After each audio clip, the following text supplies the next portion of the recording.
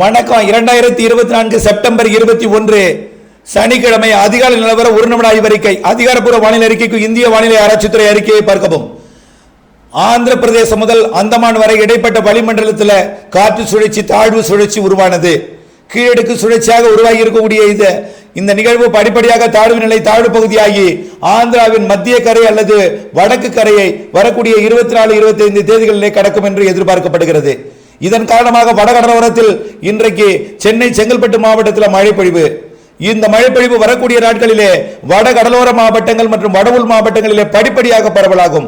23-24 மாலை இரவு மழை பொழிவு டெல்டாவிற்கும் எட்டலாம். மாத இறுதியில தமிழ்நாடு, இலங்கை மற்றும் அதனை ஒட்டியுள்ள வங்க கடற்பகுதியின் வளிமண்டலத்தில் மேலடுக்கில மற்றும் இடையடுக்கிலே காற்று சுழற்சி உருவாகி மாலை இரவு இடிமழை பொழிவை மேற்கு தொடர்ச்சி மலை மற்றும் கேரளா மேற்கு மாவட்டங்கள் உட்பட ஆங்காங்கே நல்ல மழை பொழிவை கொடுக்க இருக்கிறது.